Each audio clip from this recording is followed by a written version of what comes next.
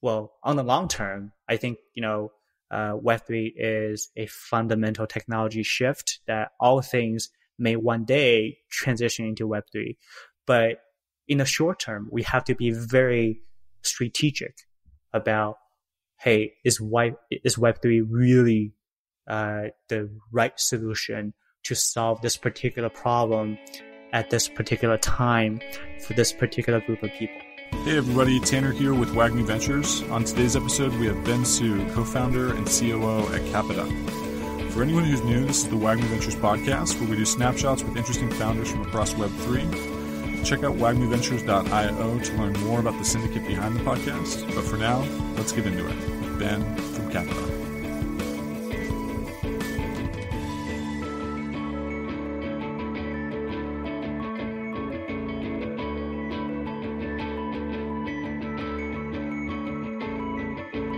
All right. Hey, everybody. I'm here today with Ben Su, co-founder and COO at Capita. Ben, it's great to have you on the show today. How are you doing? I'm doing well. How are you? Yeah, doing great. I know we have a lot to talk about, and Capita is super cool. So I'm excited to dig in more.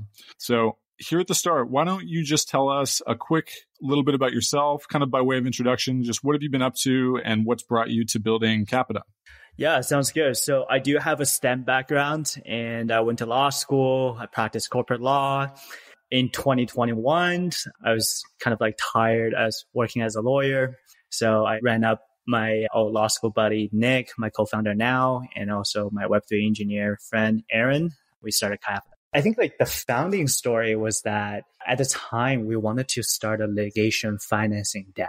Right. So in 2021, the macro environment was super friendly for capital formation. You had the Constitution DAO rising to the fame. And at the time, being lawyers, we know that money was being weaponized in the legal justice system. So what that means is that if you have more money than the other guy, chances are you can leverage some of the inefficiencies in the legal system to essentially get whatever you wanted, right? So you can pay for better lawyers, you can prolong the trial process. So that was what litigation financing about. We wanted to raise a litigation financing down and invest in legal cases. I'll give an example, right? So the whole opioid crisis, if you funded the patient lawsuit against, say, Purdue Pharma, that would have generated a super well return for the investors. So as lawyers, we definitely saw that, hey, the whole capital formation governance, essentially launching an investment entity could be a really good way not just making money for the investors, but also evening the playing field and democratizing capital access for those people who need it. And certainly empowering access to justice was one of them. So when we were trying to launch this litigation financing DAO, we shopped around for a lot of solutions that existed at the time. So DAO House, Aragon. And we realized that in order to build the type of governance that would be suitable for our investment DAO, there was nothing that we could have used. So we got together and we said, hey, in order to make this a reality, we have to build the infrastructure. And yeah, so that was basically the founding story of Capita. And we're able to get some supports from our investors, Hyperplane LP, shout out to them. They're based in Boston to lead our pre-seed round. And we've been building since. Love it. Super interesting. Okay, so that was a lot of great context. Would you mind sharing kind of what Capita is building and what Capita is all about for anyone who's not familiar yet? Absolutely. So in the simplest term, what we're building is a smart contract operating system powered by Ethereum to automate the investment operations for funds, syndicates, and DAOs. Got it. Yeah, that's great. So with some of this infrastructure, as you think about what unlocks you hope to accomplish, if this continues to progress well, what's different in the world? What impact has been made on the space? You already shared a little bit of context about how the infrastructure is missing. And so even just having it is an impact. But I'm curious, second order effects, what are you hoping users or the various participants get out of and create with this? Yeah, absolutely. So I kind of want to start from like the 30,000 foot overview of where I think Web3 would impact the civilization as we know it. I feel, just having that legal background, I can tell you about, a lot of the world, especially in the financial industry, it's basically operating on paper-based or PDF-based legal contracts, right? So these legal contracts form the basis of any type of transaction that you can imagine of, whether if it's buying or selling securities, forming capital, governing a capital, getting limited partnership agreements together to operate a fund. So currently, we're relying on the whole, what we call in legal terms, retroactive enforcement. Meaning, if you and I, we start a fund and I'm acting in violation against our operating agreement, your option in enforcing your rights protected under the agreement would be to, bring me to court, get the lawyers, we get the judges involved. So that's retroactive enforcement. But where I see one of the biggest value proposition for blockchain is that we can prevent all of that through a mechanism that we call proactive enforcement, meaning there's no way for me to act in violation of the operating agreement that we have in the fund that you and I just started. So why would the world want that? So as a lawyer, I have the firsthand experience in this is that if you look at any type of transaction agreement in terms of raising a private equity fund or starting a company, the material terms outlining what you're supposed to do. So for example, if you do A, then B, if you pay this much money, you get this many shares in the company. So those material terms in a legal agreement typically only occupy maybe a page or 2 pages. But then you have these 70 pages of terms and conditions, basically saying, hey, what happens if you don't do this? What happens if you, break your promise and do that? So, that's inefficiency that you're seeing from a legal perspective. And from a more practical perspective, you may judge me for saying this, but I am a big believer in ARK Invest, Kathy Wood's team's thesis on Web3. So we think what Web3 is doing is removing the uncertainties, the opacity, and the toll takers out of the investing process. And, a perfect example of that is if you look at what happened at Alameda Research or 3AC Capital, right? What happens is that, you have these middlemen that are completely exercising their centralized authority in deciding where capital is going. And sometimes capital went to places that they're not supposed to go. But we think that Web3 solves that problem, right? You're removing the toll takers, the uncertainties. What that looks like is, no joke, right now, if you start an investment DAO on Capita's protocol, and I'm sorry for turning this into a sales pitch, but it is what it is. If you were to start an investment DAO on Capita's protocol, you would not be able to move any fraction of the asset on the protocol in violation of the operating smart contract that the DAO participants have agreed into. So that's the world that we're seeing. We're thinking that, the printing press, the legal system kind of gave birth to the formation of capital. You had the rise of the East Dutch India Company, and then, Berkshire Hathaway, Bridgewater, so have you, if you're looking at the history of investing, right? But we think the next iteration of what the world should head into in terms of, the financial sector is to adopt Web3 blockchain smart contract as its central, I don't like the word central, but as the primary operating system for its governance, capital allocation, and essentially the entire life cycle of an investment fund. Nice. Love it. That's really interesting. I'm curious, in light of all of that, because that's a lot of stuff. I'm curious, what do you think are the biggest parts that people have missed in the past when setting out to accomplish any of the constituent parts of what Capita is, whether the DAO formation and management piece or the investment syndicate creation and management piece? It sounds like these things are actually pretty intertwined. And so, at least philosophically, and you've kind of maybe touched on what could be some answers to this already, but I'm curious, put more directly, how would you respond to that? Yeah. So again, I don't mean to offend anyone, but I think there's a lot of participants in the Web3 industry that are not exactly practicing what they're preaching. And a lot of them are merely speculators in the asset prices that we're seeing, for example, NFT prices, this token, that token, kind of people just speculating things. So you have some of the crypto funds that are just completely not really involved in building the next iteration of the internet or the next iteration of financial industry, but just in there for the quick, volatility, the gain in asset prices. So I think what they're missing is that, Web3 it's more of a fundamental technology shift, how the financial industry could be operating. So what I mean by that is, so you have a lot of investment DAOs, right? These investment DAOs, although they call themselves DAOs, but the capital allocation governance mechanism is very much centralized. Some of them, they use, say, a Gnosis Safe. It's a multi-sig wallet. But at the end of the day, you have the select few individuals that can control where the money is headed to, instead of using the fully, decentralized consensus smart contracts to, bring transparency, accountability in governing the capital allocation. So I think people are really missing out on, I would say, personally, the core value prop of blockchain, which is to build, trust in trustless, situations, right? So yeah, I don't know if that makes sense. Yeah, definitely. So let's go back to the beginning. I'm curious, what were some of the earliest challenges and how did your team solve for those challenges as you're building Capita? Yeah, absolutely. So I can probably talk all day in terms of challenges, because at the end of the day, you're building a fintech company in a recessionary environment, right?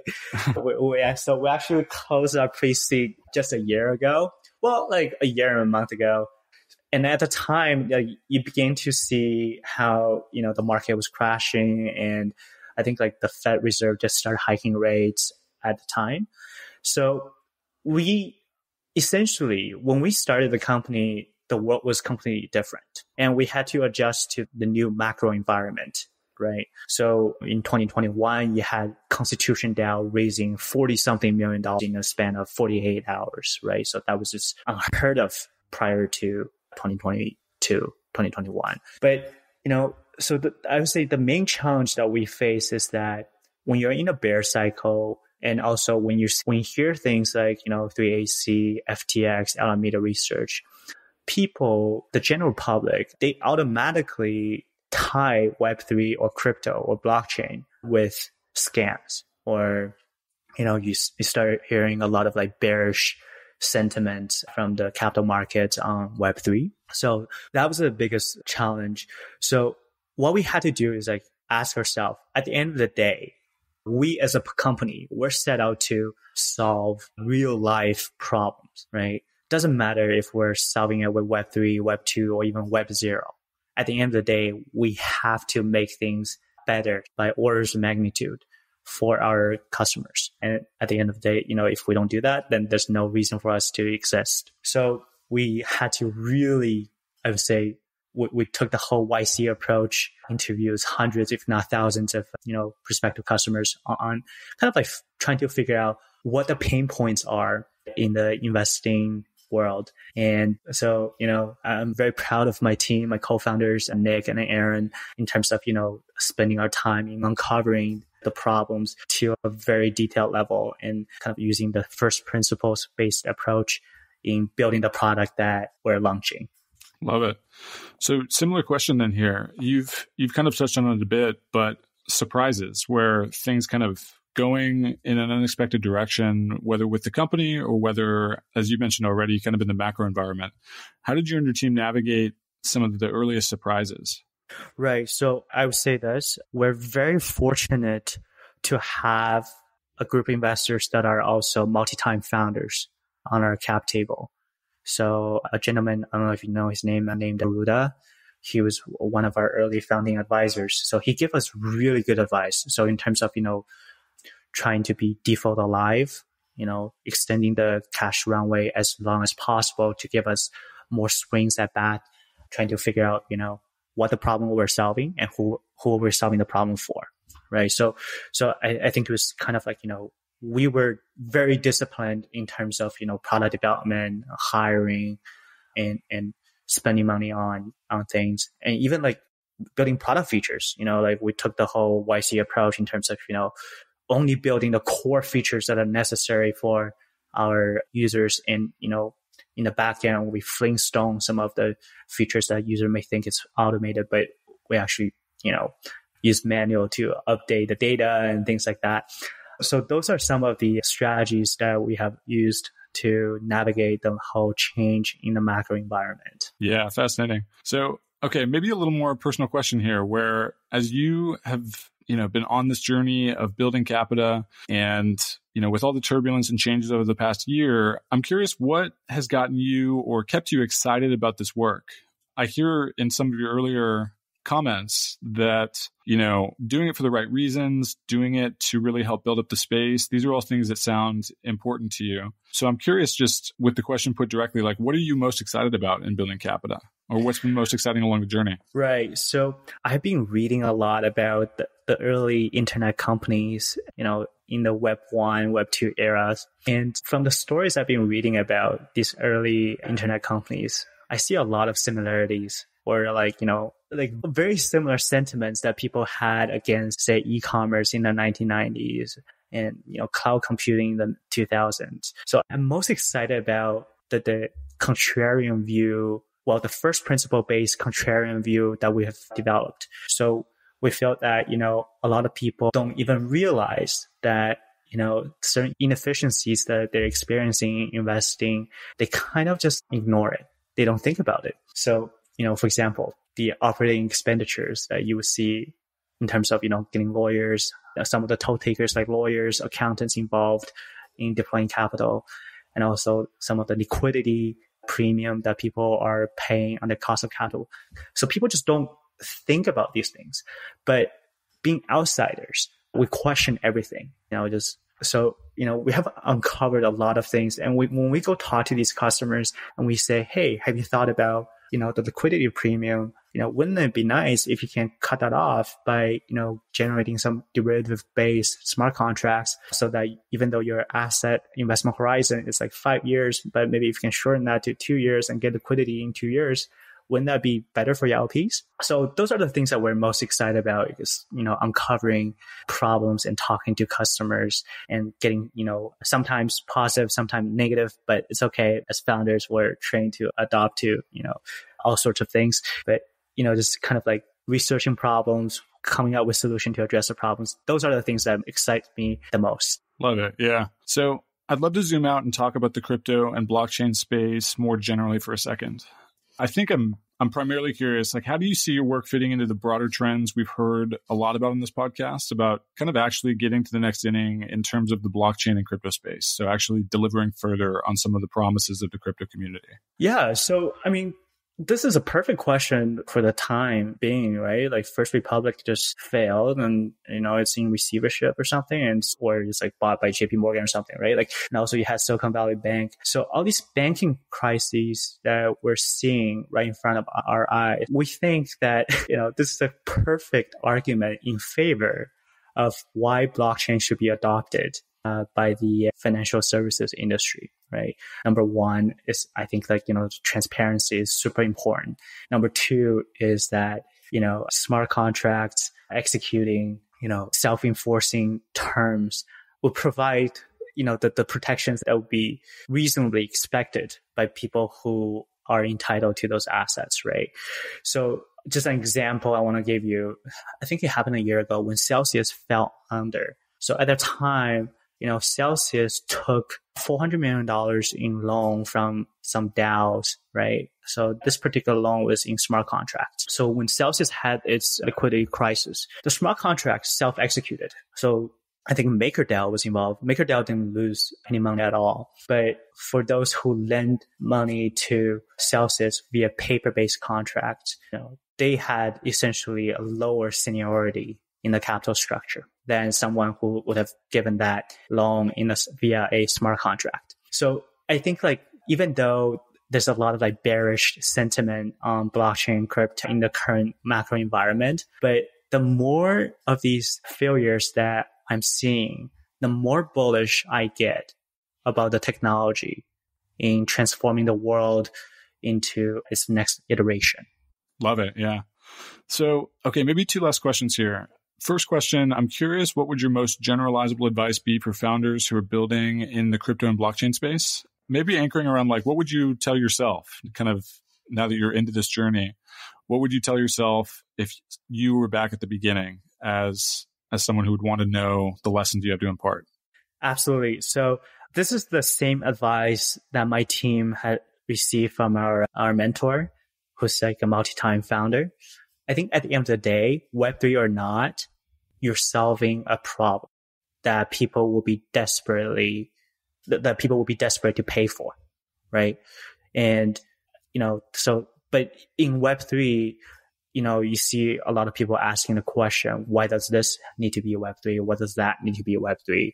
I think, in the beginning, on the long term, I think, Web3 is a fundamental technology shift that all things may one day transition into Web3. But in the short term, we have to be very strategic about, hey, is Web3 really the right solution to solve this particular problem at this particular time for this particular group of people, right? So I see Web3 is still at its infancy stage in terms of adoption. So, we're going after the innovators. So referencing the book, Crossing the Chasm, we're still targeting the innovators. So I think the advice that we receive, and also I want to give to other Web3 founders, is that, you got to be very cautious and strategic in terms of, figuring out the real problem that you're solving.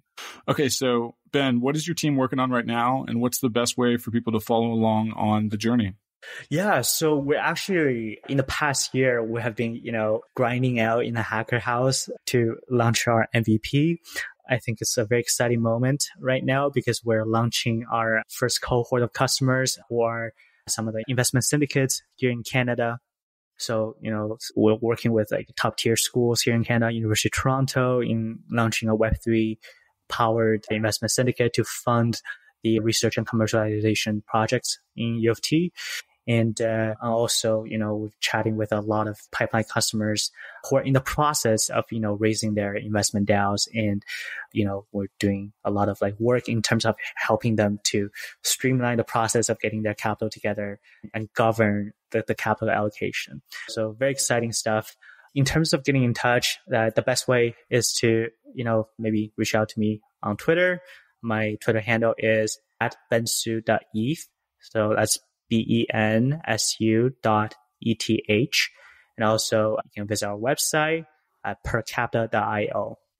Perfect. Ben, thank you so much for the time. This is really awesome. I'm excited to keep following along, and I appreciate your time coming on the show. So have a great rest of your week here and take care. Thank you so much. I had fun. All right. Bye-bye.